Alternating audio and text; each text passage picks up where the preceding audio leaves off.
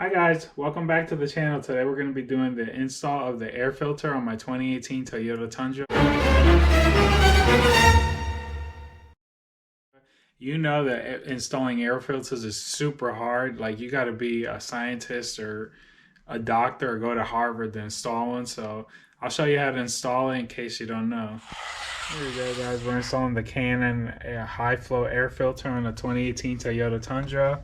If you don't know about Canon air filters or even their oil filters or any of their products, I mean, wherever you've been all these years, it allows 50% more airflow. It's washable and reusable for performance, designed to increase horsepower and acceleration. And it's got a lifetime warranty on it. And here's what the filter looks like. You got a little Canon decal. This decal goes on the outside of the air box, so you know, in case you take it to a dealership for service and they don't go throw your air filter away and tell you that you need a new paper air filter. So now we're gonna go and install it, and I'll show you in a second. Yeah, so first you want to pop the hood so that you can actually get to the air filter. I know you're probably thinking, be like, who the hell doesn't know how to do that? Believe me, there are people who don't know how to do that. And there's our air filter box. So first thing you want to do, if you don't know, is you want to clean the outside so when you open it, you don't throw debris in there. You don't want debris going into your air filter box. You have a Tundra, just unclip these hooks.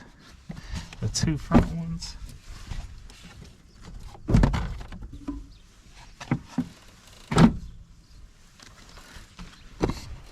Actually not that bad. Just a little bit dirty. It's definitely what you don't want in there is rocks and everything, so I gotta get them out. Yeah, you wanna make sure that it seals all the way around when you're installing it.